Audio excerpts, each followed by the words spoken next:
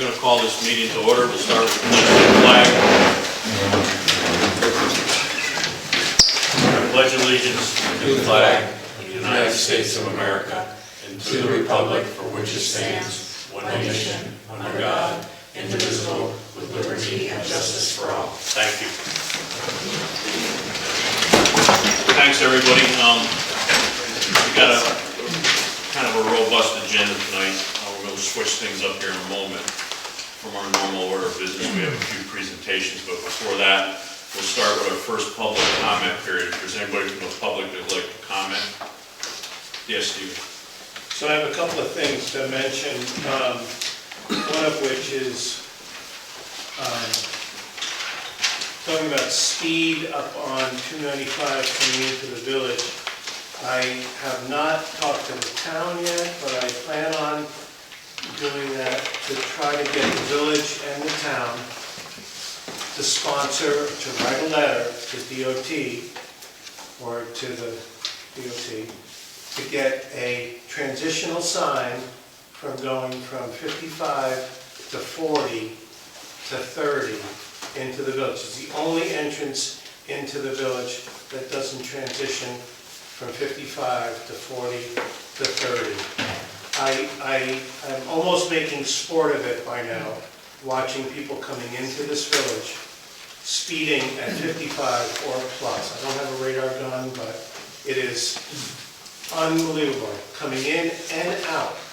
And I would also want the village to write a letter for a 30-mile-an-hour sign going out of the village, coming up the hill, because there's nothing until when they reach that crest of that hill, they're 55, if not more. I have been cursed at because of the sign I put out there that says the speed limit here is 30 miles an hour. It is really a problem. Secondly, I don't know where the sign is for this is your speed. It was sitting out in front of the Tracy during the winter time, and I was told or informed that didn't want it out there because of snow and stuff. And I know that it's not, that sign was not bought for that location on 295 coming into the village, but it hasn't been there for a while. No, it has. And I explained to you because of the salt. That's what no, I know that. I know so that. now that the weather is transitioning, it'll get back out there. So I don't know if there is, but I would like to see if there might be and if there could be a rotation schedule for where that sign shows up and when it shows up, because it seems to show up in very odd places. And I would like to see it suggest that it be shown up, that it shows up at the entrances coming into the village. When you're in the village, it's a problem, I get it, but you're supposed to be 30 miles an hour. Okay. Thirdly, and I will cut this shorter, thirdly, I do want to encourage the village, and I'm about ready to start a campaign towards it, to get the village speed limit to be lowered to 20 miles an hour in the village versus 30 miles an hour. You're allowed to go 30 miles an hour down Main Street, and I encourage everyone in here to try to go 30 miles an hour down Main Street. It's pretty fast. Schenectady is going it, Albany is going it. It's a big trend, and it seems to be a no-brainer to get people to go slower, whether they obey it or not, and whether it's not about giving tickets out for me, it's about getting people to slow down. And, I probably have a lot more to complain about or talk about, but I'm going to leave it. Well, you can stay to the end. It might be 2 hours now, but there's going to be another. I'll leave it at that. But I don't know, I'm going to the village, I'm going to the town tomorrow to get them to also write a letter, because the campaign, I know that the Collins, Steve and Christy Collins out on 203 by McCaden, it took them almost 2 years to get this transitional sign, and it only happened when someone was killed. And this is just, to me, it's a no-brainer. Can I make a suggestion? Yeah. Columbia County has a traffic survey, safety board. They have representatives from all the towns. They're the ones that drive it through the state. You can talk to Donnell, and we will be more than helpful of sending letters and everything. But they have a traffic safety board that's made up of representatives from every town across the county. And Joe, correct me if I'm wrong, and a lot of these issues are championed through that traffic safety. It's a county board. Talk to Donnell. Do they pull any weight to get? That's generally how all the towns, they have a representative there and they push it through the traffic safety board. Whenever they want a speed reduction or anything like that, they get the traffic safety board involved. I was involved in the town of Kinderhook on Route 203 all the way over to Glacier, where they reduced them from 50. I've spent public hearings, spent a lot of time out there regarding the fire department and the village. So I'm just giving you a suggestion. Right. But Donnell can help you with that. So how do I constructively, do I formally have to petition the village to lower the speed limit within the village? We'll have to do some research. I'm not 100% sure. Many times it's through a resolution. Well, it's not the first time I brought it up, so I don't know. Well, we've had some conversation with them recently over your area, getting it off of GPS and that type of stuff, and some of the things that are required from DOT. Yeah, the speed limit is a much bigger issue because the roads in the village are primarily state roads. Unlike the city of Albany and city of Schenectady, where the primary roads are owned by the city, they have a little bit more control over those roads. The state is involved, so the village can't arbitrarily lower the speed limit and the state honor that speed limit and change the speed limit. Or state highways. I'm talking about, Jones Avenue, Payne Avenue, Thomas Street. So that's a different that's what I'm conversation talking compared about, to Main Street, Spring Street, Railroad, Hudson Ave. Right, so there are two issues. One is on that state road. I know 295 is going to be a little bit harder thing to solve, but interior in the village, why Kinderhook Street can't be lowered to 20 by resolution, I don't know how it works, but to me, I bet if I went door to door, I'd get every single person in this village There's no doubt. to agree to lower it to 20. We'll take a look at it. Joe will take a look at it. We'll, if you want to come back at next month's meeting, we'll lay Next it all month's out. meeting, there'll be a follow-up to that? Sure, we'll be a follow-up. Okay. All right, Okay? why not? Thank you. Thank you. Anybody else from the public? Hearing none. We had a couple of presentations. Going to start out with David from the Four Corners. He's got some questions regarding the blue plate. You're the owner, correct? We just met David this afternoon. He was out in the sunshine out in front of his new business, planning. So if you just want to go ahead, he's had some conversations with Aaron regarding some of his concerns and his pitch he's going to make. So David, go ahead. Yeah, thank you so much. Nice to meet you all. I'm David. I'm super excited about this project and being a big part of this town and reopening the space that was formerly Blue Plate. And in the application for the liquor license, there were questions from this SLA, the State Liquor Authority, on the use in the application for the front space area, the grassy outdoor space. And basically I want to expand how the former owner had used it, put a few more tables in that space. And the SLA has notes about questions about how it's like roped off or separated from public spaces. Ultimately, I will need from the village authorization or a permit to use that space. And then I think some sort of permit or plan in terms of potentially roping off some of that space. So that's really the gist of it. I think, and just to back up a little bit, at some point, if you can, you're going to have to review this, but back during the pandemic, the SLA allowed many of the restaurants to go ahead and do outside serving of alcohol, and there was kind of a canned permit from the SLA that I've signed a number of them, allowing them to do that. It was just a formality type thing. think this is similar to that. Some of it has to do with being contiguous to the property. I know the People's Pub, Bimmies, Begonias, the brewery, they were all given that permission by the SLA just after they touched base and had a permit signed. This may be different, so we'll have to research that. Aaron had some questions about ownership of that piece of property. As in, who owns that green space right out to the sidewalk? Yeah, it was a little different than like the normal restaurants on Main Street where they just set up the tables and chairs and rope it off right in front there. Whereas there's the sidewalk in between the blue plate and the grassy area. But there is another sidewalk that goes around, so whether or not you could rope off the whole area there and sort of like the sidewalk on Main Street, or being that they don't own the grassy area. Yeah, that's the question. Do you own the grassy area? It's not exactly clear, like there's a discrepancy on the survey and the tax map. But within the SLA, as far as like the application goes, the application is really about, includes spaces that are owned, leased, or municipal.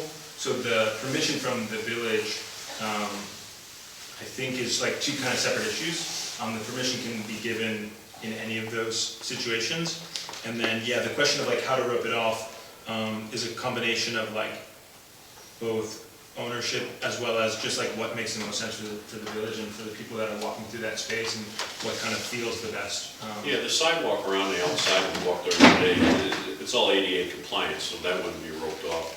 But my concern is signing a waiver or permit on behalf of the village for property that we don't own. That's a liability issue. You know, if the SLA says you own it, we can sign that, give you permission, that's all well and good. If that's a DOT space, I don't know if it's the village's, and I'm gonna have to talk to our insurance company just to verify.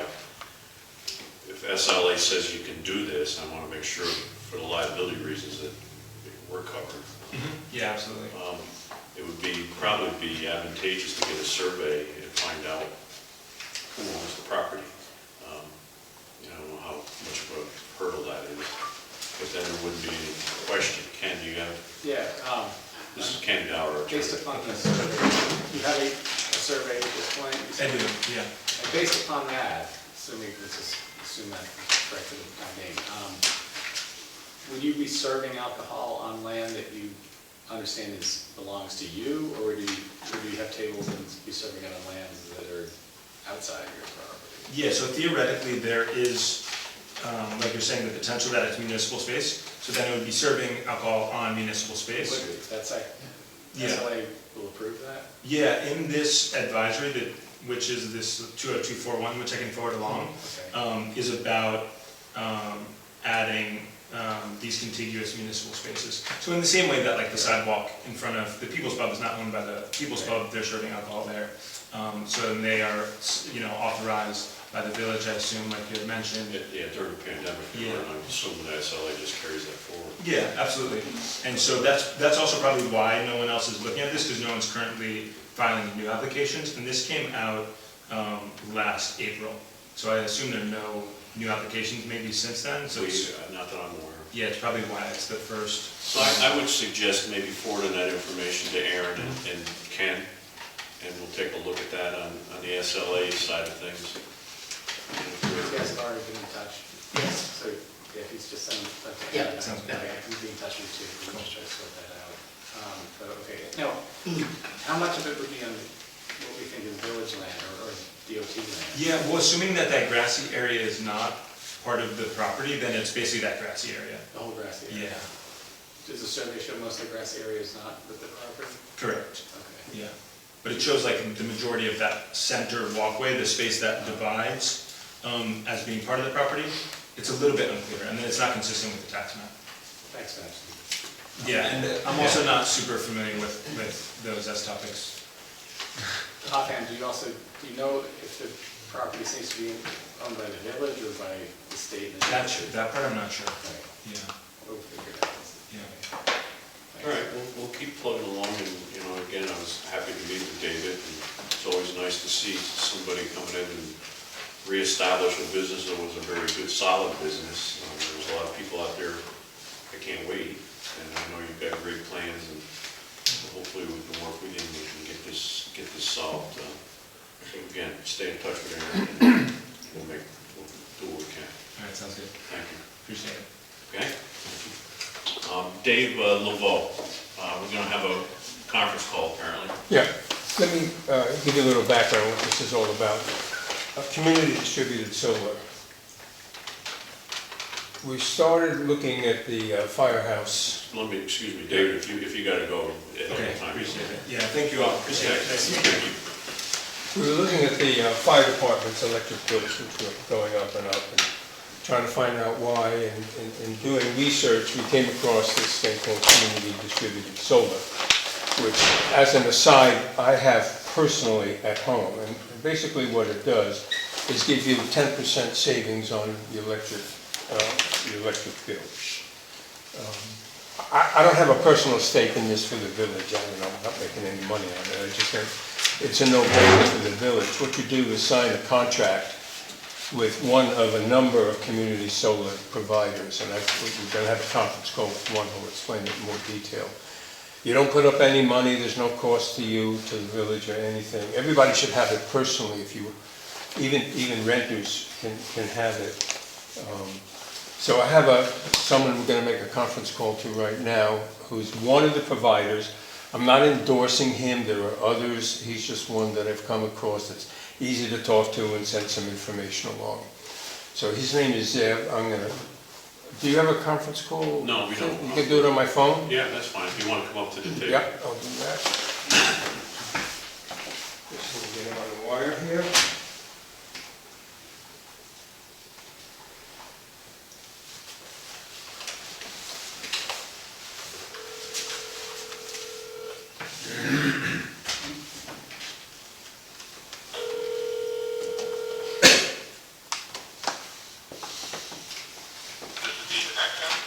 I did. Hello. Hi, David LeBeau here. Hi, David. Are you ready to, are we speaking to the Yes, board now? I'm here with the mayor and the board of trustees and an audience of 1,000 that's waiting to a great address. The shout, it's all yours. I've got a little bit of background, but otherwise it's all yours. Excellent. Well, hello to all in attendance. My name is Steve. I'm a sales rep from Nexam Community Solar. We are a community solar company that helps folks to save on their electric costs while also supporting clean energy at no additional cost to them.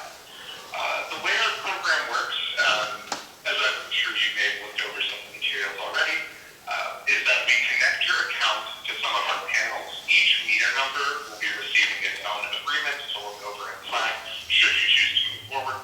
All of these will be connected to accounts or to panels on one of our farms. As those panels produce electricity, the product of them, the electricity produced by those panels, gets uploaded to your bill, lowering the total amount monetarily that NYSEG will invoice you for. You then just pay us back for those credits that were applied to your bill at a 10% discount. There's no other fee, there's no other cost. The only thing you ever pay for is just the credit after it's been applied to your bill, and always with that 10% discount. Because the overall size of your allocation is above 100 kilowatts, this is due to your multiple meters, we have a 3-year auto pay agreement, which just means that it's an unbreakable contract for 3 years, and that auto pay is required, meaning you just set up a payment account. Like I said, there's no financial risk. It is just not possible to lose money with this program because NYSEG is only applying the credits up to what you had used. There's no risk, structurally there's just no chance of overpayment. We also will be working closely with y'all if you find any thing needs adjustment, if you find that you're running into issues with the credits, please let us know. We want to make sure that working with us is a mutually beneficial agreement. And then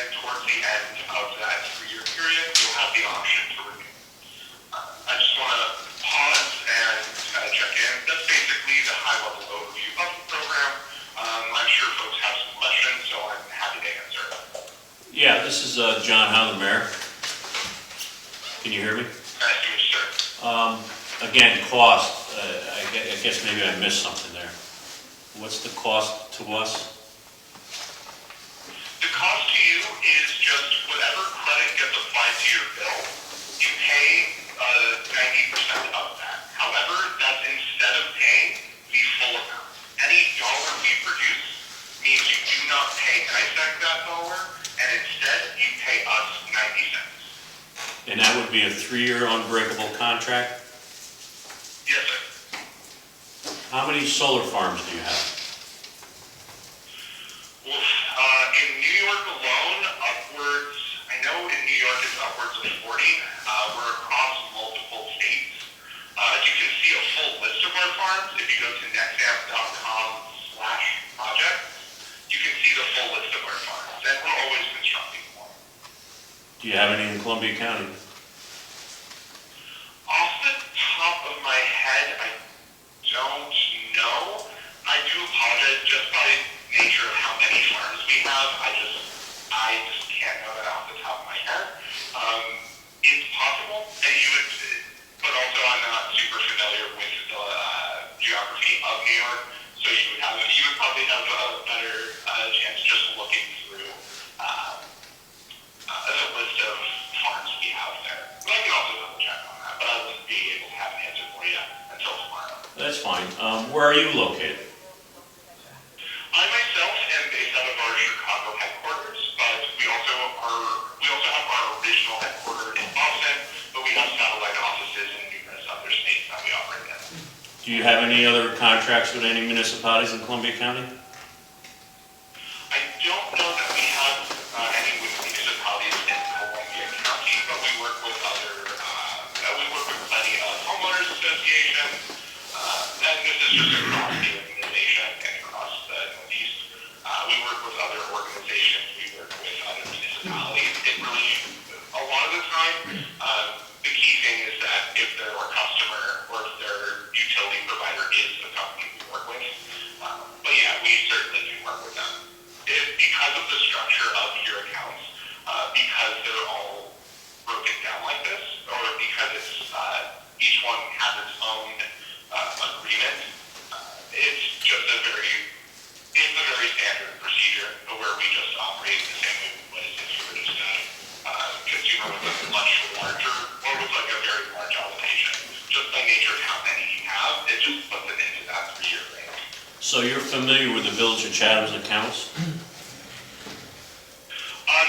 Yes, I've looked over them. I've spoken with David here, and he had provided the account number. We took a look at all of the usage. We took a look at all of them. Some of them, because of the rate costs, weren't eligible.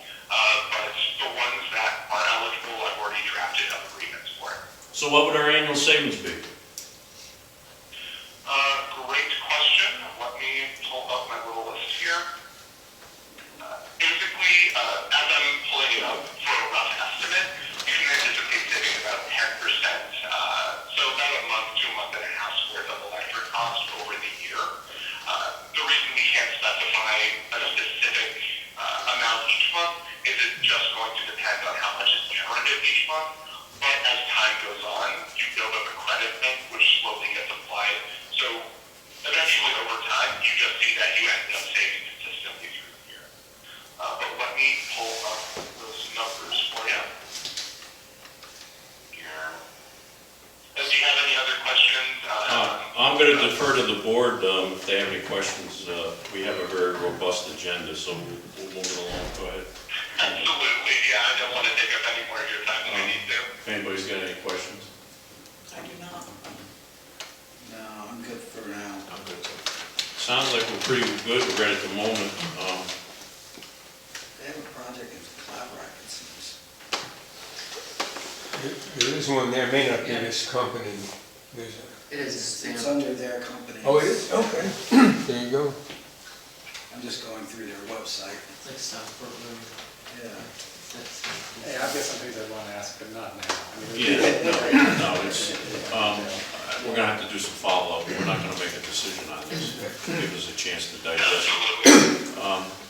So again, our attorney's here, he's got some questions, but because of our agenda tonight, we're gonna put something together and we're gonna follow up with you folks. Absolutely, yeah, and I've been speaking with David, so he has my contact information, so you can just get that from him. If you have any questions, please feel free to reach out.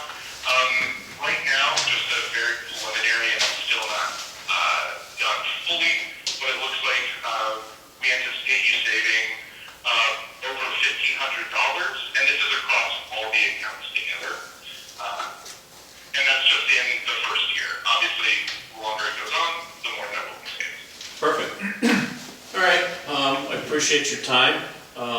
Again, I've got David on speed dial, so once we get a chance to digest some of this, and our attorney will formulate some bullet points, and maybe we'll shoot them out and see where we can go from there.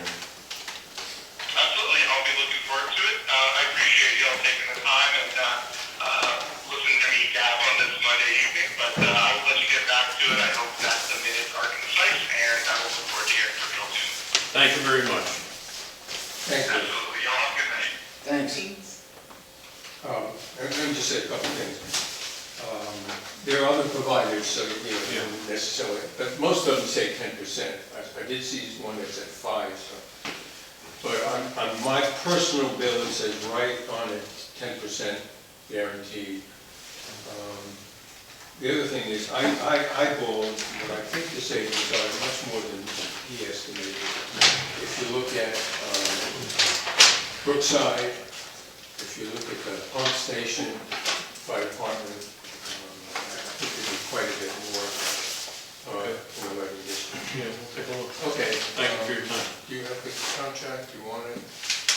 I don't have No, I'm not drawing up the bill yet. Yeah, we'll Let me know what you want to do. just a question I asked about solar farms and stuff, there's a lot of people who are opposed to it. And they really get twisted up about the way the environment's been treated by that. So I'm just covering all our bases. Yeah, fair enough. And, you know, where does it come from? The fairy godmother doesn't sign the electric. It's, you know, there's structures, there's. Yeah, well, the farms are built, so they're, or this, Well, whatever they're farm being this built. is, it's built, and they're gonna allocate Yeah. part of, you know, the power to the contract. Anyway. Thank you. Thanks, Dave. The next one, the documentary update on video visions. It's me. I'm Sergio Rico. Good evening, honorable members of the board, distinguished guests. I want to begin by saying it's actually not a documentary. It's planned to be a feature film, so it's a bit of comedy, it's a bit of tragedy, and I want to really just emphasize that I think we all, on December 24th of last year, we all lost a good friend in Stephen Campbell when he passed away. He and Jim Donovan had Video Visions for over 40 years, 1985 until now, and was served as a treasure trove of ideas and cultural memory for the past several decades. I went in there, I grew up in Chatham, so I would go into Video Visions often, maybe like some of you here. I built a relationship to that place. I built a relationship to Steve, and when his health started failing him, and I noticed that Video Visions was closed week after week, I just kind of realized that we were actually losing this beautiful institution, which was kind of like tactile films and stories. So I pitched to you guys, I think over a year ago, I said, hey, I want to make this movie. It's going to be about Video Visions. It's going to be the coolest thing. And you guys said, get some insurance. And that was some great advice. Since then, I went in there and I just brought a couple people inside, showed them the store. I did a couple little snippets, like a couple little clips of what the film could be to show around. One person that I showed the clips to was my colleague here, Matthew Schmidt. He is a transplant from Los Angeles. He came here with his production company and his wife. They're called Tree Media. They live just outside of Chatham, in Old Chatham, and they saw what we were, East Chatham, excuse me. They saw what we were putting together and they said, so they know the industry for decades, and they saw what we were putting together and they said, we think that this film is relevant to this time. You know, everyone's talking about how there's a fall in the industry, that film is dead, and this would be a perfect love letter. So I kind of roped them in. I kind of got them to sign on and to bring in their legal team, their insurance policies, their cameras they've got the whole shebang. So basically, what I wanted to talk about tonight was this potential of this project happening this summer. And I printed out a little one-pager of my project to hand out to the board. There's a few here. You know, I like to give you guys several things. There's 7, so. We can make more, we can share. All right, That's all right. Sergio, that's great.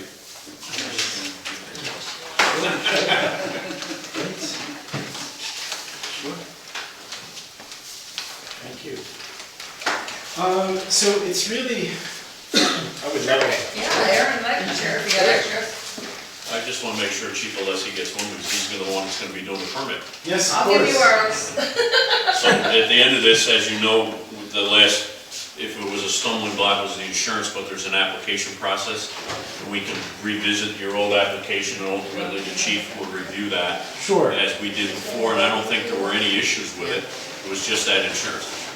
So, yeah, there's the insurance question, which I would love to. Yes, I remember the application well. I would like to refill it out.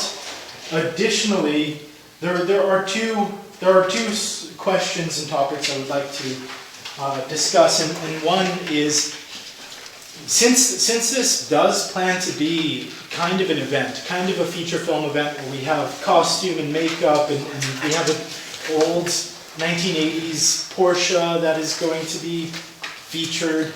I mean, it's going to be a real event. So, firstly, I wanted Chatham to know that we were doing that, but secondly, that some of the exteriors. I mean, we have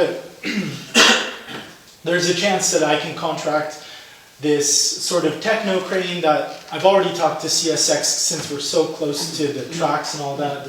They've asked me to hire a flagger. It's all above board, but there is equipment that will be outside at some point, maybe for an hour or two while we get a couple of shots. So basically, I definitely would like to be in conversations with the fire department and the police department as well. We may be also on some county roads at some point. So I want to know how the mechanics of all that, so that we are in conversation and in step. And secondly, the estate of Video Visions is in somewhat of a turbulent phase right now because Steve's passing was somewhat accelerated. I mean, it really was. I don't know how many of you know the story, but he went to the hospital one night and they said, "You have your arteries are clogged, man. We can save you, but you will be in permanent dialysis. You won't leave a hospital." And he basically said, "That's not for me." And that very night, he made the decision to go off of all of the apparatus side that were keeping him alive, and that was Steve Campbell for you. So the estate, I've been talking to his brother Don Campbell, and his brother is kind of, one, he lost his brother. 2, he's now dealing with some of the expenses and all of the mechanics that are taking over an estate, and so. And there's how they're building Composo Block, the historic block, and so right now, because of this sort of liminal space that we're in, Don can't give me an answer. He says, I don't know who. He just doesn't know how to go about this. I've called him several times. I've actually asked Matthew to call him too, because there's this immense opportunity, and we even have some small celebrity cameos which have been contracted. And so I don't know if there's anyone here who is familiar with Don Campbell who could maybe even help me reach out and also advocate for this project, because I think right now he's just trying to wash his hands of it. He's gonna put it up. Yeah, he wants to sell the store, which I think as an owner, he wants to sell the insides of the store, because I'm sure he's not selling the physical store. So that means somebody's gonna come in and dismantle it or what, you know, while we're hoping that we can wait till June so we can shoot it, because we kind of wanna preserve the store as it is, shoot it, because it's really something special. Because that film will really reflect a time that is no more. And especially our generation, the little bit older generation that did go to the video store, it'll show them, it'll bring them back to the time where this visceral, looking for something to watch together, where couples would go, or friends would come and say, hey, have you ever seen this? And then they would show the thing, and oh, I can't believe that this person is in this. All this is gone, right? So that's an aspect besides the whole film, and the story is very, very good. It's a very good story, otherwise we wouldn't have picked it up and produced it. So it's locally made, you know, it's like, it's gonna be here, and we have the theater coming in, you know, again, or being upgraded. So it's a great opportunity, and I think what he's asking, because I'm not local, I don't know any, I'm starting to get to know people here, you know, but we've been here for 3 years now. But I think if anybody knows a way to just get to Don or maybe we just have to wait a couple of days, but it's causing a little worry. One day we're gonna be like, okay, here's a truck and the stuff's gone. I don't know. Did he own the building, or is it just a contract? I think The building. I think the brother owned the building, but see, the thing is, the brother, and I've never met him, I just heard so much about him, is he really wanted this film. He really wanted this film to happen, and and his brother, we don't know how he feels about it. I don't think he doesn't want it to happen, but you understand, you know, we're a little bit in limbo, and that's the worst of planning a film. There are, there are what, 3 apartments or 2? 3 or 2, I think there might be. Yeah. There's properties that are currently occupied, so I'm sure that's probably part of the Yeah. estate transition. Yeah, so just in case somebody runs in, our plan is, we have raised some money, and we're making, not a low budget, but we're making, we're reducing our rates drastically, and we're trying to make a really, really, really good film that really can compare with what you guys see coming out of, you know, New York City, or I don't know where films, or whatever, LA or something. And we have gotten an investor to come in, and so we have the ability to maybe just rent it from him. So just in case somebody runs in and knows that fact, we would be willing to rent it until we shot it. But the thing is, it needs to be preserved the way it is, because it is very unique. I'm sure you all know it, right? The inside, yeah, with the red and white tile. It's just really unique. Any questions from the board? Are you guys connected to Film Columbia? Somewhat, Or sure. the board there? Because I don't know, Yeah. you know, the logistics of. We were invited, so my wife's Lila Connors, who's the sister of Nadia Connors, who had a movie here, the main movie here, and Walton Goggins, I'm sure you're familiar. That's my brother-in-law. So we all moved here during the pandemic. What was my point? Yeah, so I was at the meeting, right, we were at this, I forgot the names, John and Jeff. You guys know, they live in Old Chatham, and a beautiful house sort of a little bit further up after the bridge. Like I said, this is all new to me, so. And they had a little fundraiser to get the rest of the million that I guess they need to finish the panel. And we spoke, and they really want to show the film when it's done. So it's all, we're trying to, rally the community. And maybe even make it some kind of a Chatham event on one of the days, maybe when we wrap. Sometimes they have wrap parties. We could maybe open it up a little bit. Yeah, the one-liner that I prepared for tonight was, "It takes a village to make a movie," and that's really why I'm here. I really want to be on your radar. I really want you to know what I'm up to. It's going to be great. We even got a local investor, someone who you all know, former owner of the Blue Plate. He hasn't mind our using his name. He said, please do. So Dave Grunberg has said, yeah, I love this project, I love this idea, here is a substantial amount of money. So there are legs. I just need, I guess, good well wishes, and if anyone knows Don, to just put in a good word. Yeah, I don't know, I know Don, but. I know Don, I'll make a call to her. But, I knew his brother pretty well. My wife used to have lunch with him and used to ask me permission if he could have lunch with my wife. so there you go there. But in the interest of time, I would like you to get a meeting with Chief Yeah, we need to Alessi, get a permit. rather than, we don't have to do that here at Yeah. a meeting, but Okay. the logistics, because there's permits with a state highway, you know, you may not be in a position to sign the dotted line, but we can get everything lined up so that Yes. we can move the process along. If you make connection with Don, that's one less hurdle you have to go over. Great. So when you make that meeting, if the fire department's gonna be involved, Chief Rideout could be there, Chief Alessi, maybe the commissioner, we pick an evening or whatever, And production insurance is no problem. Yeah, It's a and that's- standard requirement for any job. and we understand that. So, Yeah. and again, you're familiar with our permit process, and Chief Alessi will get you a fresh one. Okay. And then you get it roughed in the best you can, and let's sit down and have a quick meeting and see if we can't get it. So I'll schedule that with the chief? With Chief Alessi. Okay, all right. Okay, Thank anything you. else? That's I good. just would like to add, to help you along, is that the Video Vision is it's a real institution here, and very passionately held by a lot of people in the communities.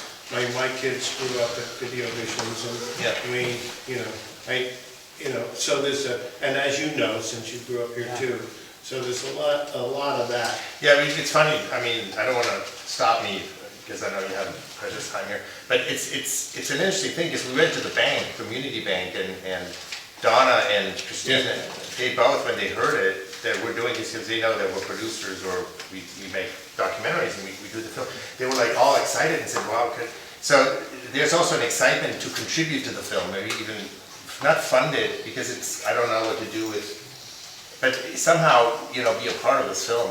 I'm trying to figure out how that could be done. Right, you don't hear anybody saying no, so that's a good thing. And wish you luck, and again, let's work together and with what we can do to make that happen. Anytime we can bring people into the community, showcase our community. I knew when Video Visions wasn't in that building, they started down the street. So I know Jim Donovan and Steve, when they started it all, and was next to the Sunoco station. So I go back a ways too. Wow, classic. Okay? Thank you very much. Thank you. Thanks for your time. Thank you. All right, we're gonna go on to building reports.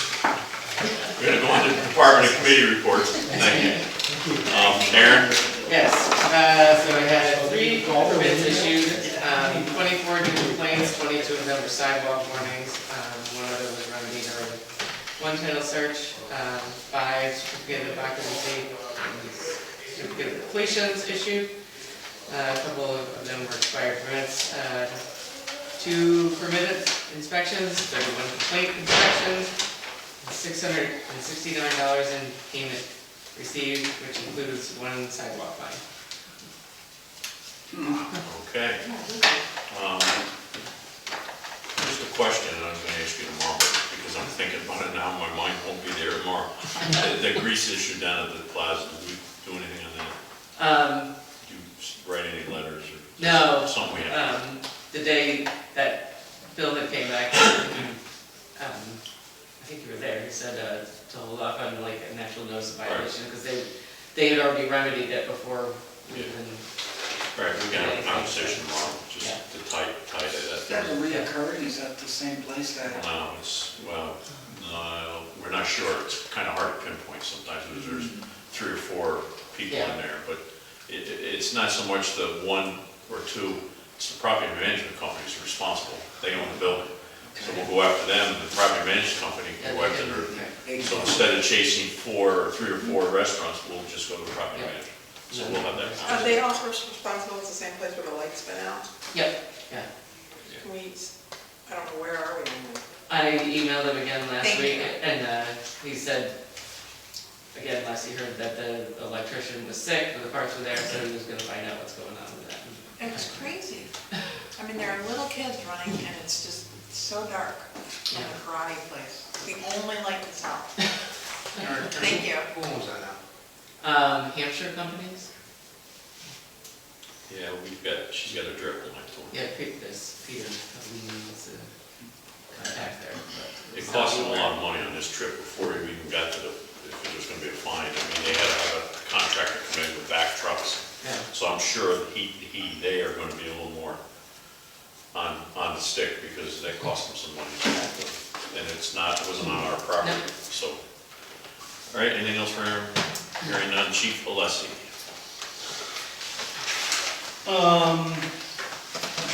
New patrol car will be in this week, is what they're telling me.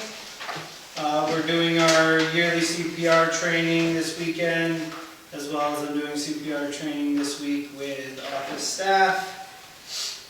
Accreditation, sergeant from Waterford PD came down, did a mock inspection for us. Our real inspection by the state is in October. We have a few structural changes to make to the evidence room based on that inspection to meet compliance. I got us a grant through New York State Police. We just got 3 new computers for our cars, totaling somewhere between $15,000 and $18,000 we would have to save or purchase if we bought them ourselves. The only thing we have to buy for the cars is the actual mount stand that goes to the floor, which is, I think they're $400 a piece. So I'll work them in this year's budget and next year's budget. The other thing I have, which I'll just make brief mention of, is document management. So I talked about this a couple months ago. I found a company that I like that does the software side of things. I have a demo. I plan on showing the office staff on Thursday that demo. What I think I'm going to pitch, so you guys can kind of be prepared, is that we move forward with the software ahead of paying a company to digitize all the documents downstairs. What that'll do is allow the staff to, the clerk, and even buildings and treasurer to use some of last year's documents, manually scan them, and then scan stuff as they produce it this year to get used to the software. If they find true value in it, then we'll look at the larger cost of paying someone to go through the downstairs records room and digitize all those records. The records room downstairs, the map room, it could be upwards of $60,000, $70,000 to digitize that room. This would kind of give us make sure the software is going to do what we kind of expect it to do without investing that kind of money. The investment for just the software will be somewhere around $5 grand, $6 grand a year. And obviously the police department wants to have a benefit in that too, so we'll figure out how we share that cost. Village website, I know Sam's not here. I want to give Sam credit for the village website. Is it on the agenda? It wasn't on the agenda, right? Okay. Village website was cut over. Sam did all the work. Sam did a great job. I want to make sure he's recognized for that work that he did creating that site. We cut it over to the new platform. In the process, I had gotten the village approved for a .gov site. So kind of all in one motion, we moved it to the .gov. That's why the communication came out that the .gov was there. The police department also got a .gov site at the same time. Police department emails will be moving first, and then I'll be working with the village clerk to kind of start that transition on the village side. What the .gov gives us is a little more reputation, so when someone sees the email, they know it's a reputable source. The federal government's actually the one that manages the .govs, so you actually have to go through them, prove who you are, fill out some forms and stuff like that. There's been some basic conversations around the fire department's website, that may also lead into them going to .gov too in one fashion or another. And the last thing I have for you, just to kind of put it on your radar as well, Chatham Synagogue reached out to me. They are looking to utilize our services to help backfill the sheriff's department for security services. So they have started that conversation. It needs to go through the town because that's who holds the contract for the town, and they are in the town. So we are working through that as well, and then I'll have something. Obviously, there's no cost to the village. They would incur all the costs the same as the town patrols do. It's basically expanding the town patrols to not only be traffic, but be security for the synagogue. So, very basic. They have their lawyer, who is also their security head of security, is working through that documentation and has asked questions. But once I have some more for the village board, I'll have something for you to vote yea or nay on when we get to that point. And that's all I have. My numbers are attached to my report. There is a couple resolutions, but we'll wait until we get to those. That's probably pretty similar to what you do with the fair. What was that? Would that be an arrangement similar to what you do with the fair, where they contract for specific times, specific people? Yes. Yeah. It'd be similar to that. The only difference would be is that the town has to play a part in that, because that is what gives us jurisdiction in that region. So, We already have a contract with the town. yeah. If this just be like an addendum or something to that. Yeah, yeah. So I think their lawyer may have included you in something Yeah, already I did see ahead of it. time. Who's Yeah. Tal Bradley? So working through beginning stages, and once I have something real, I'll share it as well. Going back to digitizing, why couldn't we hire a person that just graduated from high school and going to college, and they're looking for a summer job for 2 months and pay them to digitize? Yes, that is an option as well. Yep. We've had some preliminary discussion in the office Yep. to see how much we could do in-house without having our people in the basement just hire somebody part-time to come in and Correct. Yep. hold Yep. that. Yeah, no, it really, how it gets done, really what you're paying for is the labor. So, if we can, we I'd have rather something. pay, if it comes to, it's not gonna be $60,000, but if I had to pay $20,000, I'd rather see some young person from the community that could use the money to go to school or something and get Yes. as much done as we could. Yeah, So no. hold I that agree with thought. Okay, cool. Chief Rideout. We had 7 alarms for the month, 3 alarm activations, 1 auto accident. We're at mutual aid to get for 2 structure fires. We're at 1 structure fire of our own. The mileage for all of our vehicles. We did 2 drills for the month. The first was on the village water supply and the hydrant system, and the second was the use and maintenance of our air packs. Both sets of our jaws have been serviced by MES. Our budget is in Trish. I will be out of town on the 13th, but Andy Silver, our assistant chief, will be here for that meeting. The ladder truck has passed its annual aerial service, and all of our other trucks are up and done. And April is our annual election, so I just want to thank the board and all the office personnel for the support for last year. And that's it for me. Questions for the chief? Let me just make a point.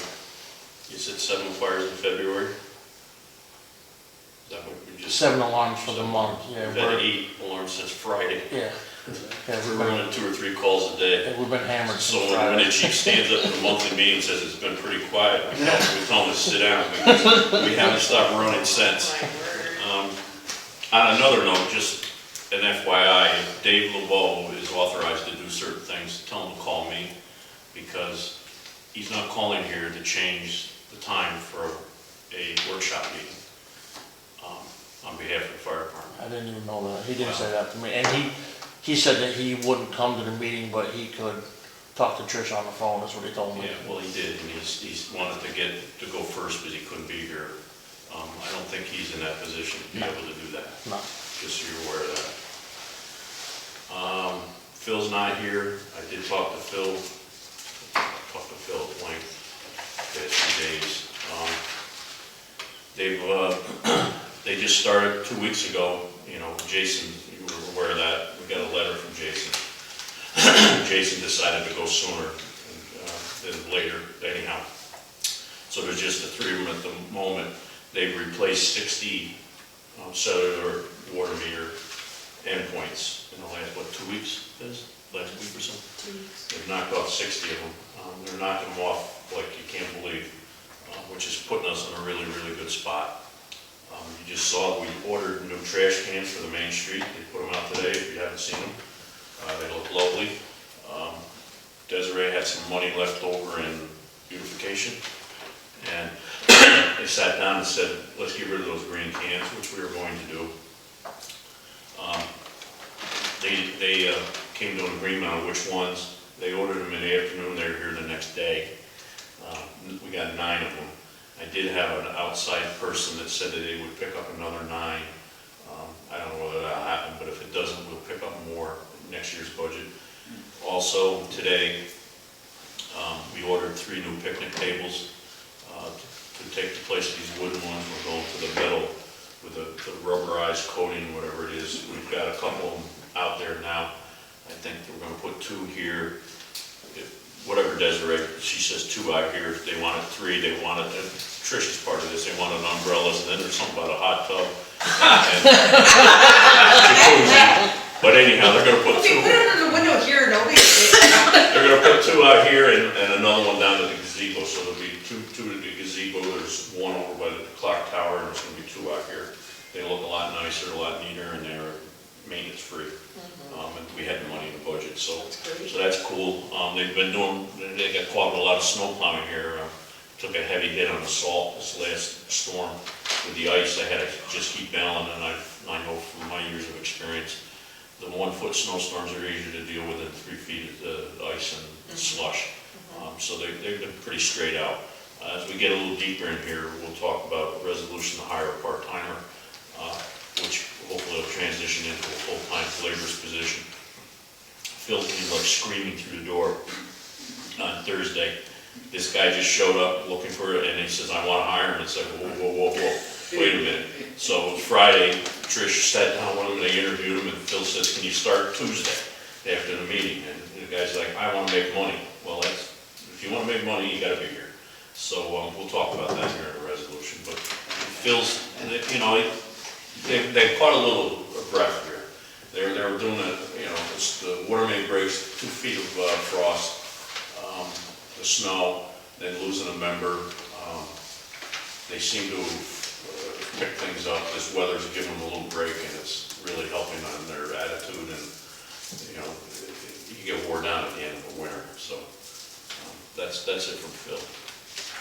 I need a motion to approve the minutes of February 10th. 2025. Motion. Second? Second. All in favor? Aye.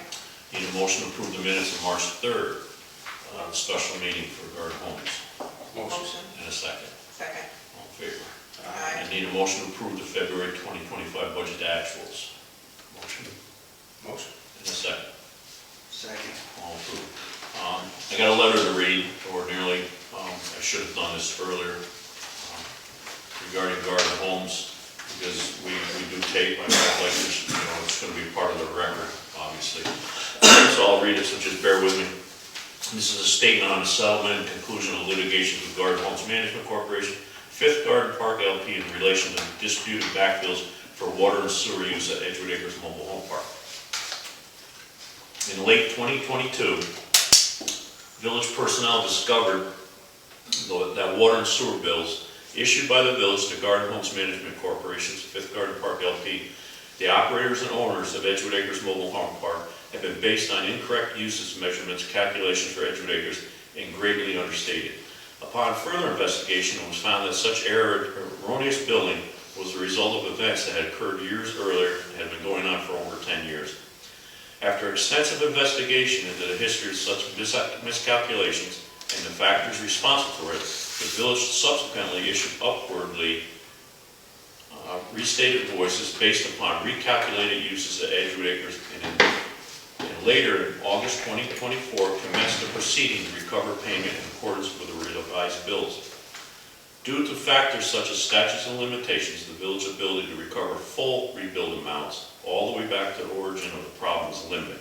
The village and trustees believe that the continuation of such litigation would be costly and the outcome uncertain. And continuations of such a litigation would almost certainly substantially deny any final determinations on the merits.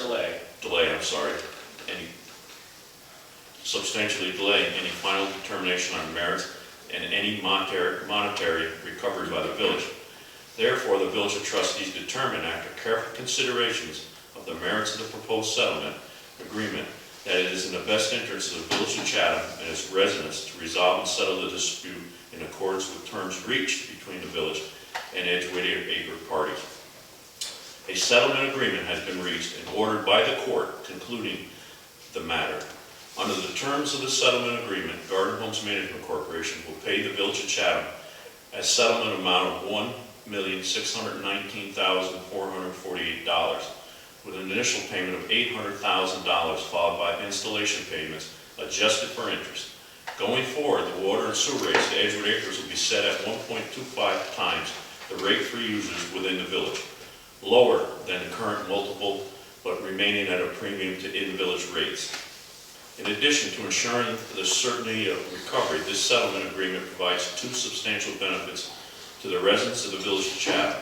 One, it ensures a timely recovery from Garden Homes of funds sufficient to finance extensive necessary repairs and capital improvements to the village water and sewer system. And That's these two. two, will enable an immediate reduction of water and sewer rates to the residents of the village of Chatham. Village residents should anticipate a lower rate for the water and sewer use, beginning with the next bill be issued on or around June 1st, 2025. This has been a complex matter with many elements. The village trustees are confident that it has been resolved successfully in the most beneficial way feasible on behalf of the residents and taxpayers of the village of Chatham. That speaks for itself. If there are no further comments, we'll go on to new business. Resolution 16, to grant a one-time sewer relief due to a burst pipe in their laundry area for Nicholas Pires and Lucy Rosito, 63 Railroad Avenue, in the amount of $2,007.78. Can I get a motion? Motion. And a second. This was a house that was unoccupied at the time. The people that own it from the city ran for a while before they did discard it. We're going to run across pretty much all these frozen pipes. Any discussion? Hearing none, all in favor? Aye. 17, to grant a one-time sewer relief due to a burst pipe for Art Homes LLC, 34 Center Street, the account 336.0, in the amount of $256.48. Can I get a motion? Motion. And a second. Second. All in favor? Aye. 18, to grant a one-time sewer relief due to a water leak for Sam and Melissa Davis, 66 Kenwood Street, account 501-10, in the amount of $2,377.18. Motion? Motion. And a second. Second. And Sam had a new meter put in there, so, all in favor? Aye.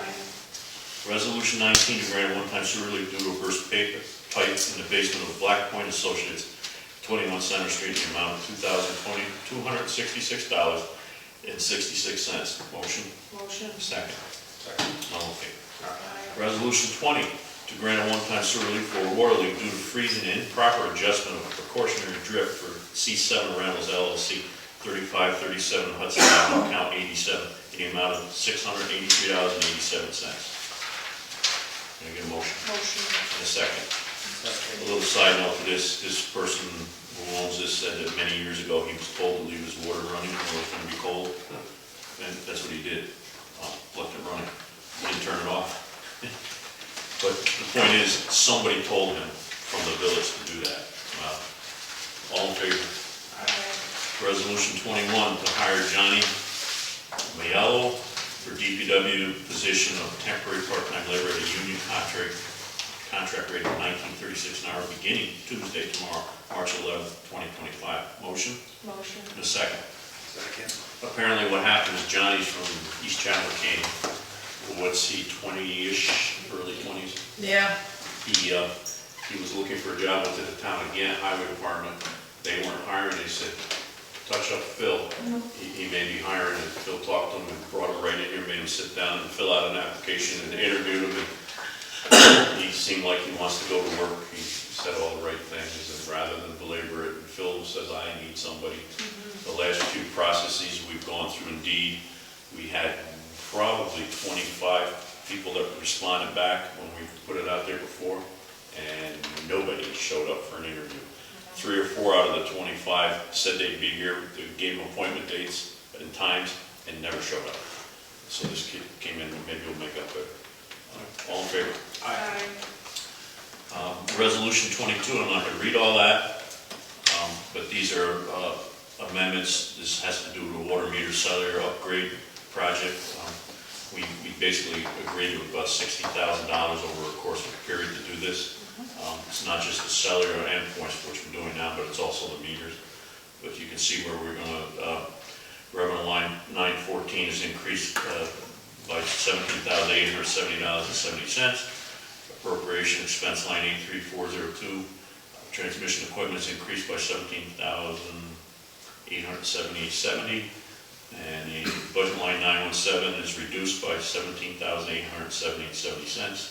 All necessary sums and totals budget appropriation revenues shall be adjusted accordingly. Can I get a motion? Motion. And a second. Second. We'll be doing some more of these as we get deeper into this. All in favor? Aye.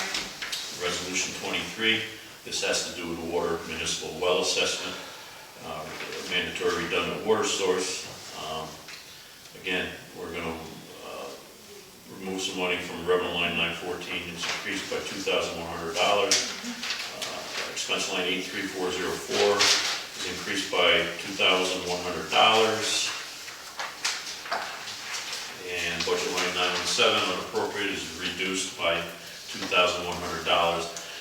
All necessary sums, totals, and budget appropriated revenues shall be adjusted accordingly. Can I get a motion? Motion. And a second. Second.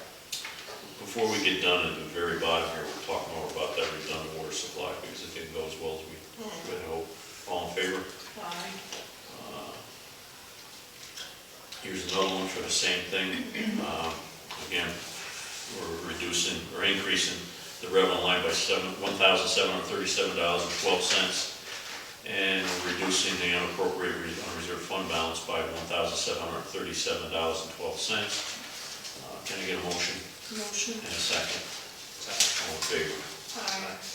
Resolution 25, to authorize CPD to schedule crossing guard staff for the crosswalk located at Church in Woodbridge Avenue, beginning April 1st, 2025. Can I get a motion?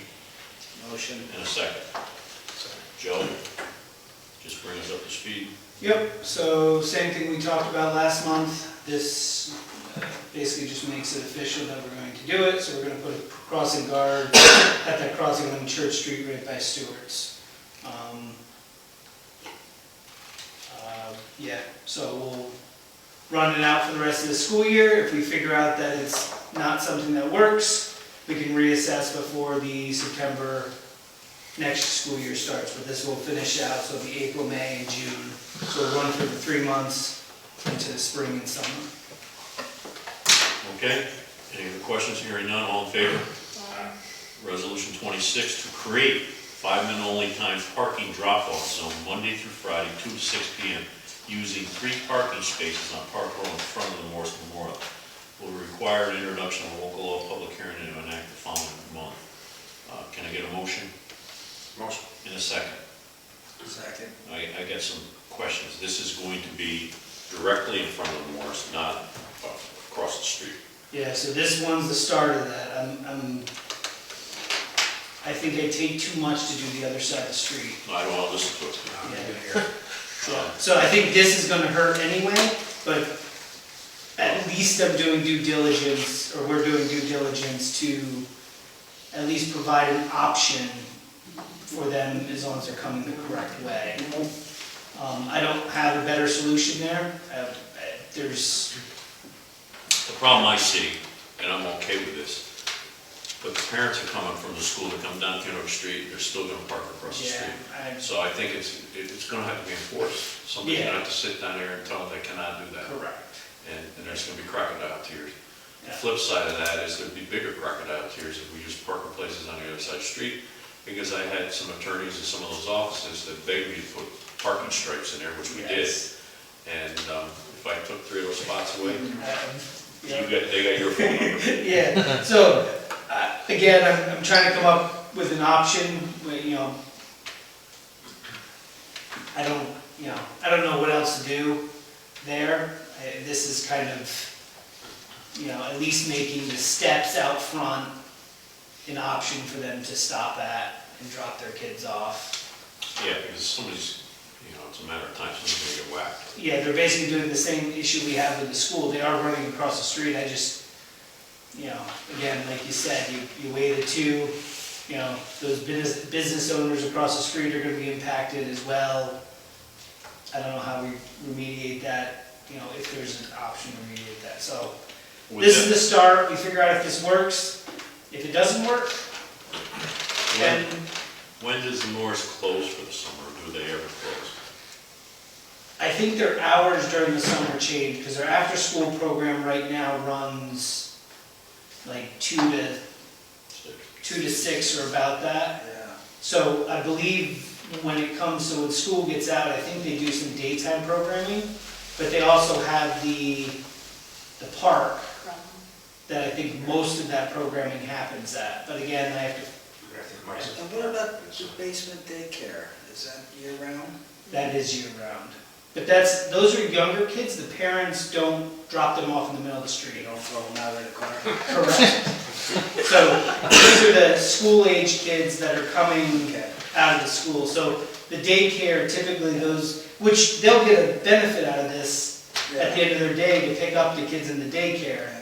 They close just prior to noon time, because by New York State law, their hours are limited, or they get into where they have to have more counselors.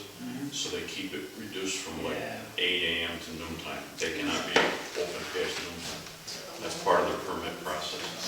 Yeah. We'll have to work with Ken and put together a public hearing, local law and public hearing. Yeah, I think we need to do like a modification just on the parking code, I think is what ends up having to happen. Right there is 2-hour parking right now. I think we need to create a shrunk window. Which we don't enforce. Correct. All right, now we got a motion second. All in favor of doing that? All right, motion for, items for discussion, exploratory drilling update. Some of you know, some of you hadn't. We had the one site, Francis Greenberg property behind Dartmouth Drive Plaza. They went down, they had high hopes. The hydrologist had looked at the area, he was a little concerned. And they got about 3 feet down in the ground, they hit rock. And I got a call right away. It's like, we can't go any further, because once you hit bedrock, they're looking for sand gravel for these aquifers to be able to supply enough water. They can drill through bedrock and you can get water, you can get a lot of water, but not to the extent that we need for a redundant water supply. So, whether it was money well spent or not, we determined it wasn't doable. I had a conference call or a call with Francis Greenberger's attorney today. They've been very, very nice. He wants to do whatever he can. He says, I got more property through her. He's got more property that he'd be willing to allow us to take a look at. He put some things out there. The hydrologist called or sent me an email this afternoon. I haven't had a chance to digest it. But he, in fact, found another site, which he said I think could be a home run, that Francis owns over by the Little League field. And that is where the original Chatham Waterworks was. And it is right on an aquifer, and it is sand and gravel. But we didn't know, nobody knew who owned it. And the attorney said, we'll do whatever we can to help you. So we're going to have a conference call with LaBella's, Ralph, if you're available. 11 o'clock Wednesday, David, here. Yeah, with Ted Donner, to review all that. And probably an update on the sewer plant UV upgrade. Okay. There's loads of clean water over there. Yeah. So hopefully, we keep going. What they've got is an option. While it's not considered a redundant water supply, to drill another well, drill an actual well out at our well site. Our well out there is not a drilled well. I think most of you, if you haven't been out there for a tour, we'll get you out there. basically the creek and the way it's laid up, I don't know what they describe, it's a well. It's a very, very, very good one. But by drilling another one, they think they can get a federal grant to drill another one and replace the water main from our source to the water tower that broke 4 or 5 years ago. It's a 10-inch main, and when that goes down, we lose the whole village. So they would like to do a grant, if possible, to drill a well, which would give us the ability, we can only pump 400 gallons a minute now. 400 gallons a minute, we have storage for about 700,000 gallons between the two tanks. We can pump 400 gallons a minute. Well, if you have a fire that you're pumping 5,000 gallons a minute, and when you're trying to restore your water source from your water source at 400 gallons a minute, because of the infrastructure, it won't take more than like 600 gallons a minute, because it'll overwhelm the pipe, it'll break the pipes. The goal is that if we could drill a second well out there and increase our ability to pump water, the storage doesn't become that much of a problem, because we can refill it faster. So we'll have that conference call. Stay tuned. We'll come back next meeting and discuss that. You got a letter, we got a letter from Jason. And it doesn't have to be approved. It's a letter of resignation. Jason has moved to another job. He was working for Cloward Pump. He was on the up and up. His life, with working weekends and plowing at night. He's got a couple small children. This is 5 days a week and it's more money. So we wish him well. And going back, we'll actually, after I get through this discussion, we have a couple other resolutions to add to this. CPD, Mike McDowell, do you have the letter, Des? I do. You want to read that? Sure. From Mike McDowell to Chief Alessi and the Village Board. This letter serves as formal notification that I will be retiring from my position as police officer at Village of Chatham Police Department, effective on March 31st, 2025. The retirement system requires a minimum of 24 hours off all government payrolls in order to collect retirement. I have submitted a new application for employment and would like to continue on serving as a police officer for the Village of Chatham Police Department. Thanks, Mike McDowell. This is a little bit different than the Jason letter. Because what Michael's doing is he's resigning because he has to. It's the way the New York State retirement is. And then he can come back on. It becomes a little bit more complicated.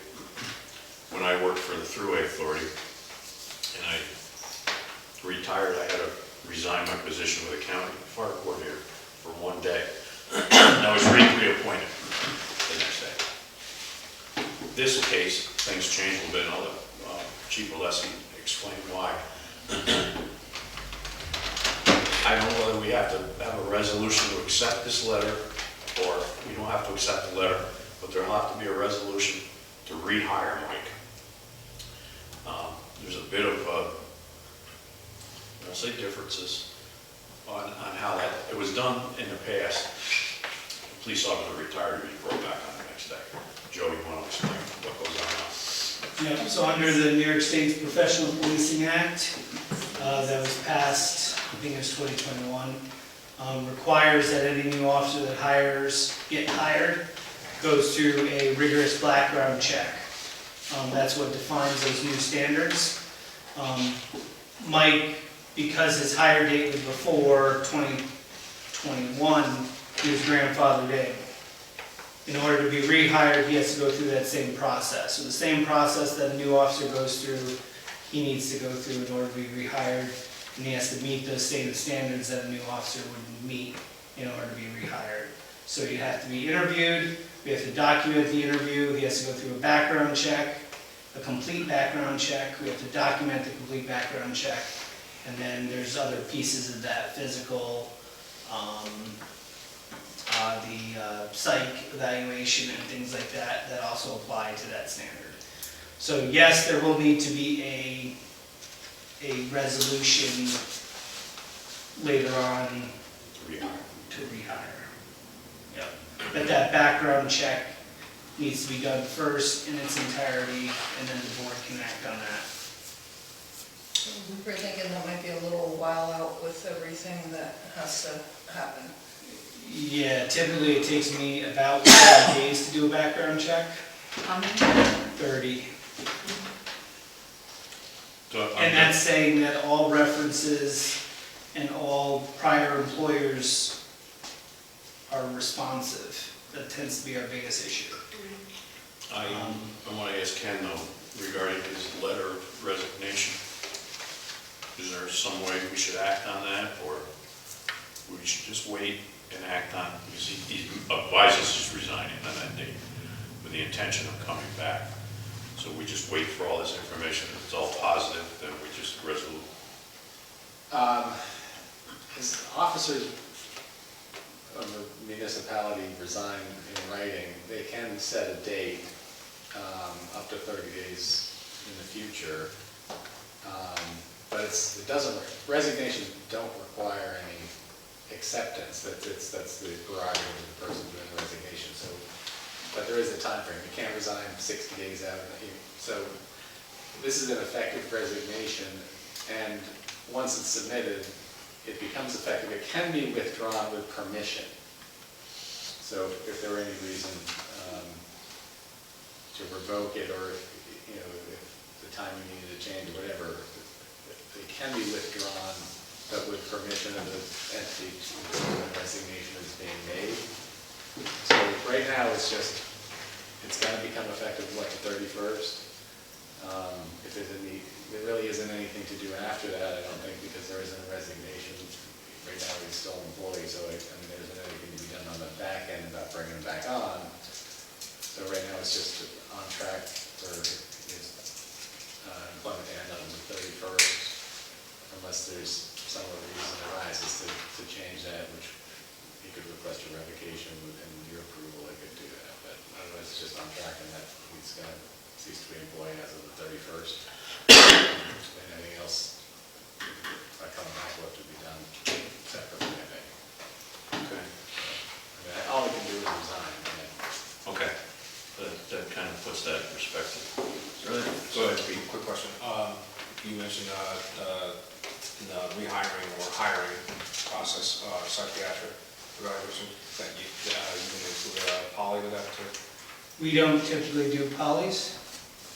We haven't in the past, but it's not part of the standard, or it's not part of the requirement. Oh, we did, I'm sorry. No, we don't, no. No, we just do the psych. They sit down. Yeah, with the doctor. Yeah.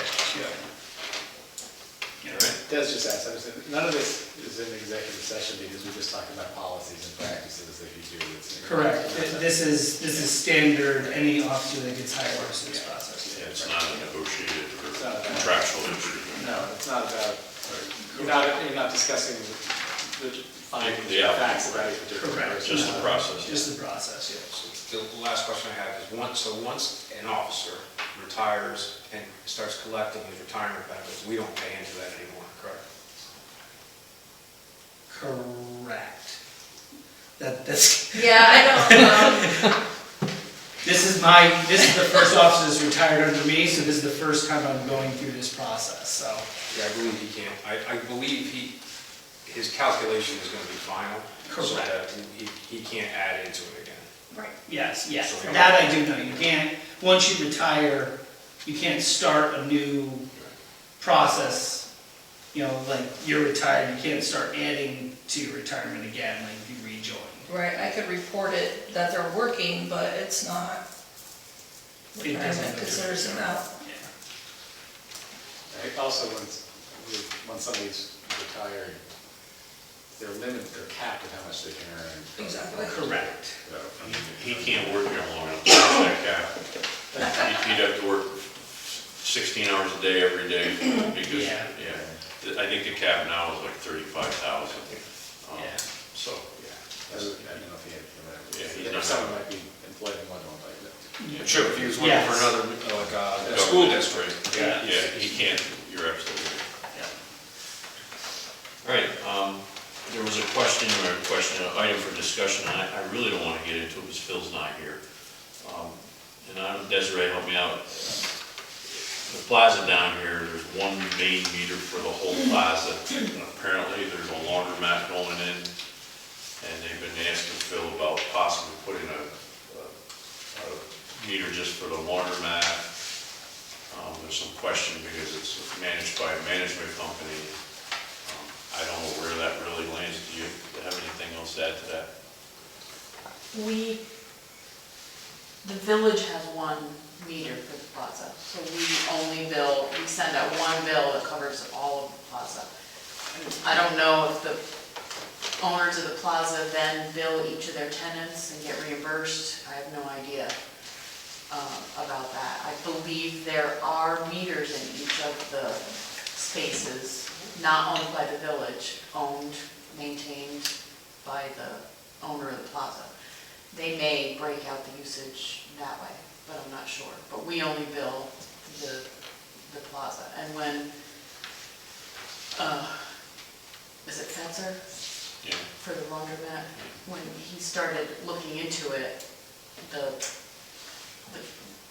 I believe the plaza owners told him that he would have to get the village to bill him. So basically asking that the village put in meters in each of the spaces on our dime. Yeah. And then sending individual bills out to each of the units, but then that crosses a couple of problems that, we've talked about that already as far as properties throughout the village that are owned by landlords and... The tenants bail out and then the landlord comes here and goes, it's not my problem. Well, yeah, it is. Yeah. We need to think about, I want to see something in writing. If they have a request, then we'll act on it. Because we have a tenant that's requesting something through Phil, secondhand, have them put something in writing. If they're requesting a meter, a village meter, we'll charge them for it or whatever. We'll make that determination. But I don't want to open up a can of worms. Except you can't do that just for one space at a time, because then you get into... Because if we sent a bill to, say, the laundromat goes in, we would be collecting money from that laundromat business owner directly, but we'd also be collecting money on that same amount of water on the main meter that's on the... No, you're right. You're right. I guess to back up, you're absolutely right. Thank you for that. I would think that the tenant needs to get to the property management company and make a decision how they want to handle it. And then we can do 5 individuals in the property management company could pay for them, take away the main meter, and that's fine too. But the property management company's going to have to deal with that. From my report, you guys get a different feeling on that.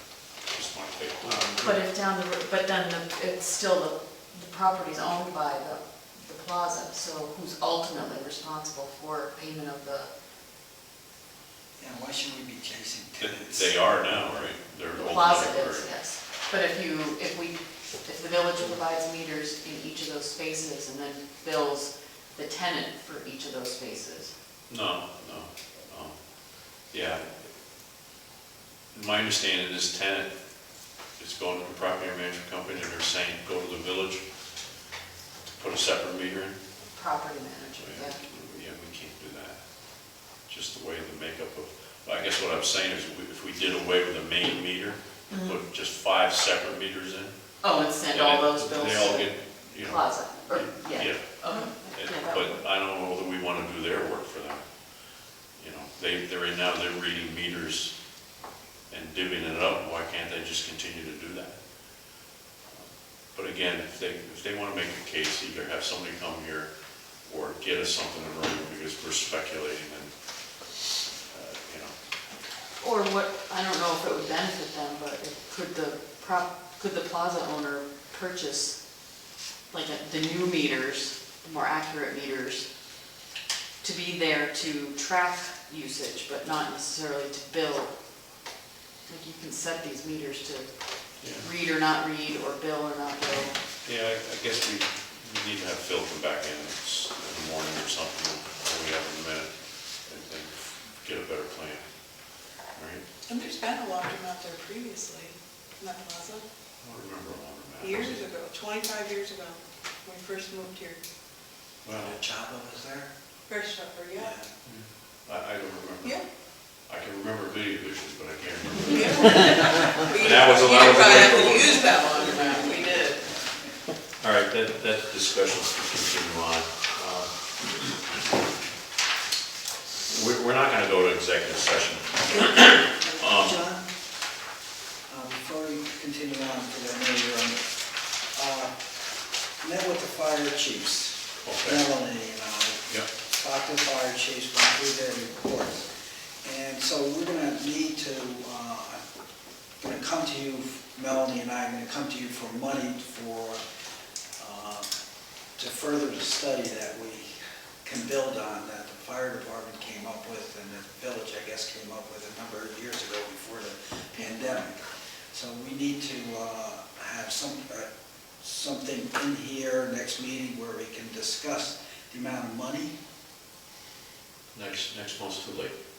Trish and I are sitting down doing the budget tomorrow. Okay. Yeah, will we discuss it at workshop or? Our workshops are coming up. If we don't do it now, Yep. it won't be in the budget, Yep. and it won't be a whole nother year. So that's the Thursday meeting? Well, that's a budget workshop, but Yeah. Trish and I are gonna sit down and either plug numbers in. Okay. We've got the tentative budget, we got the budget from the department heads. Now it's up to us to say, no or yes, before we send it to the workshops and then to have everybody justify it.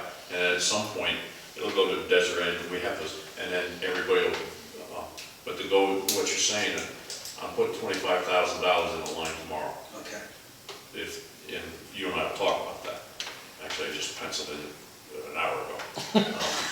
Oh, sure, I've had it on my budget sheet for a while. It's a secret. But just for a starting point, Yeah. we did $20,000 with Labella's the last time, because that particular plan is not dead yet. No. It's got dust on it. Yeah. We may not need as much money to refresh that, or whatever direction you guys are going in. Yeah, probably the biggest thing we want to get out of the next phase of this is to actually come up with a working budget number for the construction of a new facility. We know we're going to have to do a new facility, it's not going to be a renovation, so we need to, and so in the study, this next phase of the study, we want to get a hard number that we can use for the bonding process, so that when we put it out there, and we say it's $4 million, $5 million, whatever the number is, and we put it out there, and we get bids back, we're not sitting there looking at a $12 million project. No, makes sense. Yeah, so in the interest of time, actually, because it actually is timely. Sometimes we want to say next month to talk about it, but next month we're going to be voting on the budget, and then it'll be too late to put it in. And I know you want to do an announcement at your next annual meeting, which is in April, right? No, we haven't made that decision, we're gonna say anything yet. Okay. So, just to go on what you're saying, we're going to put 25,000 and see where it lands. I mean, we still have to look at the whole budget and see where it lands. I just can't pull $25,000 out of midair and say you have at it, but we have to have a starting place and stop kicking the can down the road. Yeah. Right? Good Thank with you. that? I'm good. I'm happy. Before we get into the rest of it, we have two more resolutions, which I kind of held back because I didn't know whether we'd go into executive session first and come back, but these would have to be done in the open meeting anyhow. Goes along with hiring, which we already resolved to do the temporary part-time labor. Resolution 18 is to approve promotion of Corey Dexheimer from skilled labor to motor equipment operator at a base salary of $23.18 an hour with longevity pay at an additional 36 cents an hour, effective immediately. Can I get a motion? Motion. And a second? Second. I gotta tell you, after Jason left, the day after things were kind of rocky, and the current was someone who said that maybe they didn't want to stay any longer. And when we sit down and do negotiations, that's why I want to have a conversation, because looking at where these people are financially with the particular pay rates that they have, we just lost a guy because he could go somewhere else and make more money. If we're going to get quality people, and I think we have quality people who want to keep them, I went down and met with the three of them, and we had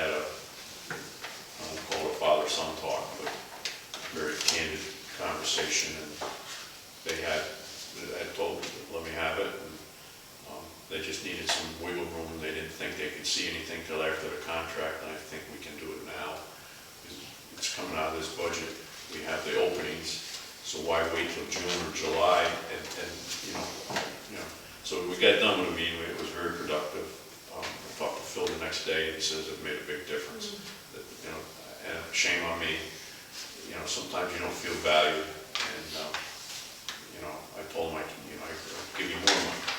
So when we sit down and negotiate in June, they're getting a bump starting now. In June, they'll get another bump, and we're starting to get them into a place where they're competitive and comparable to other municipalities. So that's kind of where these two are going. So I got a motion in a second. Any questions? Thank you. Hearing none, all in favor? And again, resolution, should that be 18 or 19, Deborah? It's actually resolution 27 and 28. You already did 27. I'm messing you up because I pulled it out of the agenda that was not quite done yet. All right. So you just did resolution 27? I knew that.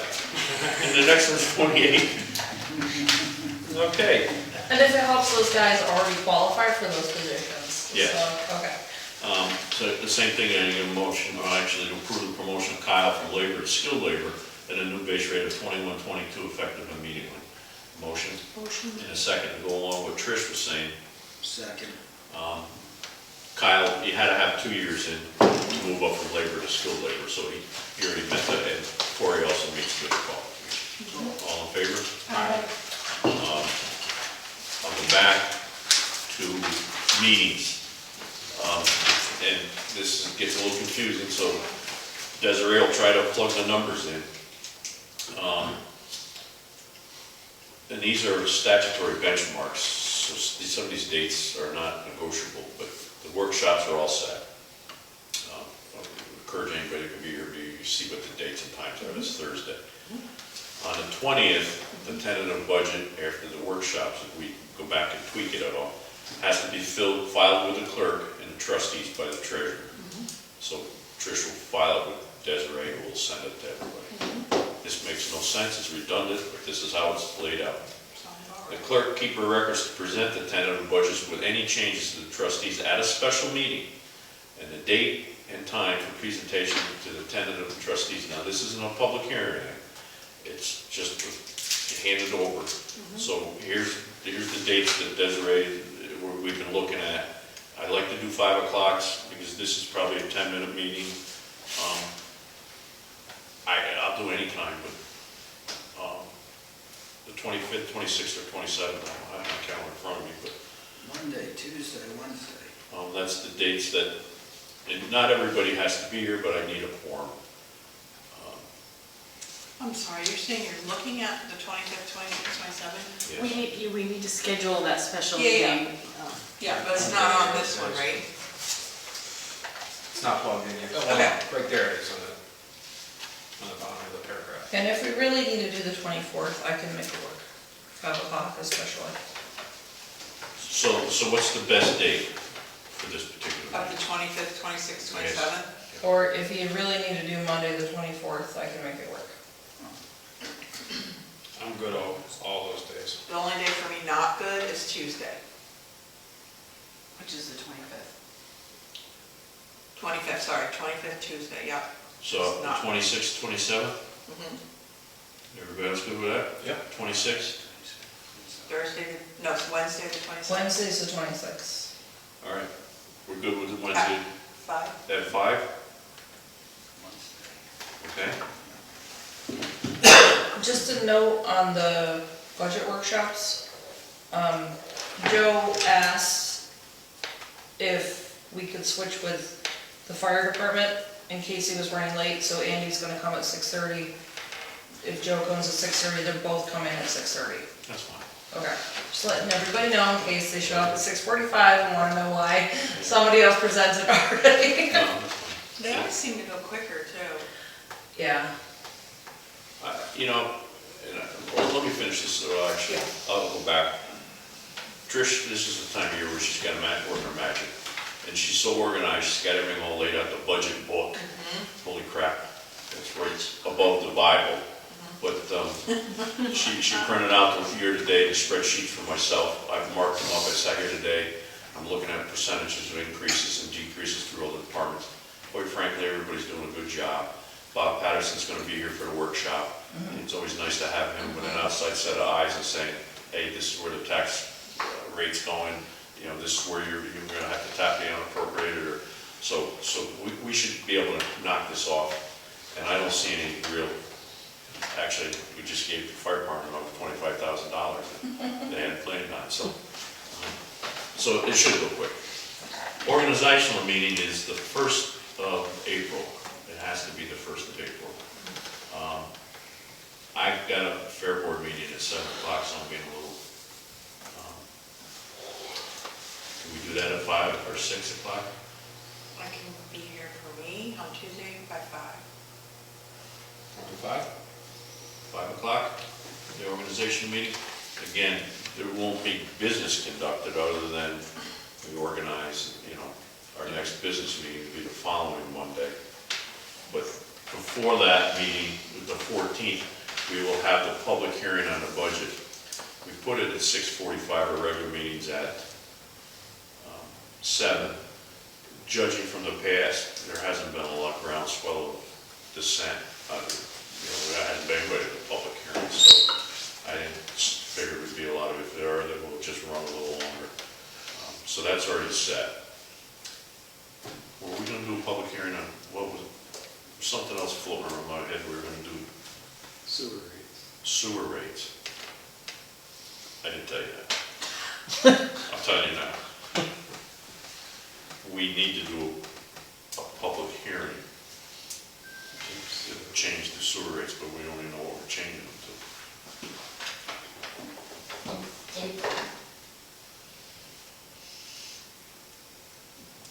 No, we have to announce it. No. Yeah, we have to, how many days ahead of time? You could, was it 10? No, that's fine, I'll check, but I think the key thing I think the mayor can call a public hearing as long as the notices are sent out and publicized in a timely way. Because the key thing is to make sure that people who want to participate have a chance to participate. Also, at the organizational meeting, if the timing was right, you could, if the board say, I think you do budget with 10 for the 14th. Okay, so if the organization, I mean, we have to determine what the rate's going to be. Well, you gotta look at that, yeah, and then probably have some numbers, look at the process for that. Whether you have to have an idea ahead of time, or whether you probably do have to propose some rates. Well, if I was going to have a public hearing and say I'm going to have a public hearing on the sewer rates, but I can't tell you what they are. I'm not coming to that meeting. Surprise! I might be missing something here. But why don't we do this at the organizational meeting? We'll take a minute to talk about the sewer rates, and we'll set the public hearing for our regular meeting, 14th. And we'll set the public hearing for 6:30. Between now and then, we'll have to punch some numbers around and get it out to everybody. But Tricia's going to want to digest that. I'd like to have Bob take a look at it, and, do some research on it, see where we are, where we can land. And you're gonna also need to set up probably some additional reserve funds. Money comes in from Edgewood, very big surplus, but that's obviously going somewhere specific for those capital works and stuff. So there are a few things like that. All be kind of factored into the picture. Okay. Well, if we have to do a public hearing for some of that the following month, I don't think that's. You probably won't, because I think that would be a type reserve, because it's gonna be like water main replacement rather than a specific job. So those you can create and fund. Yeah. It's going to be taking money out. You have to do, okay. So You can set them up and then resolve them, we do them, take them out. Yeah, so probably all of the money that's coming in from the Edgewood payments are going to go into the reserve funds for sewer and water. And it's all going into sewer and water, and I think it's all going to go into reserve too. Yeah. So did that meeting, the 14th, just go to 6:30 instead of 6:45? I would, yes, I would pencil 6:30. Okay, I just want to make sure, but you're right, okay. For Okay. proper noticing for the public hearing for sewer rates, that also includes publication in the newspaper. So if the public hearing is going to be on the 14th, it has to be in the newspaper, published in the newspaper 5 days before that, 5 calendar days. And the Columbia paper comes out on the 10th. How many days before do you have to have it to them, so they actually publish it? I'd have to have it, if it was going to be in the newspaper on the 10th, I have to have it submitted by the 4th, Okay. Friday the 4th.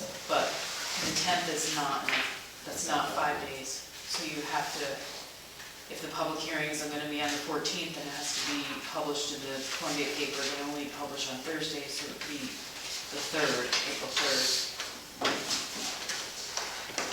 Which means you need to know what the sewer rates are before,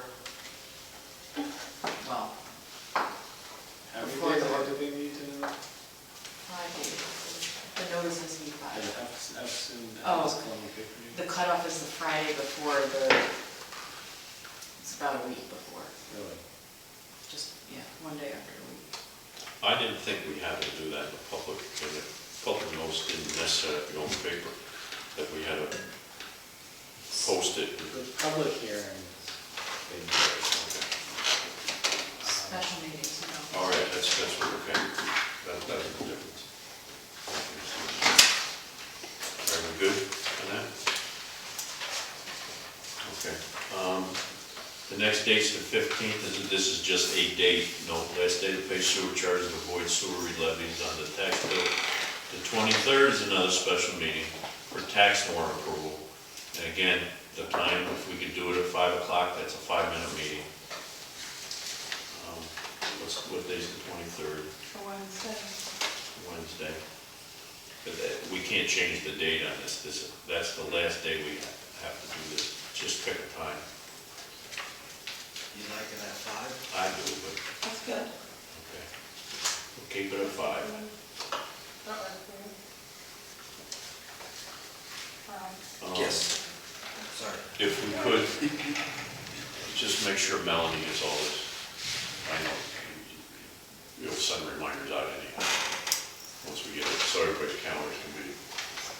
All right, and then this is the second comment period for the public, so, Ava, you want to make a comment? Have you had any candy tonight? You gotta get there before Ralph does. Must be quick. Hearing none, I'll ask for a motion to adjourn Motion. in a second. Second. All in favor? All right. Thank you, everybody. It was a lot of business. Thank you.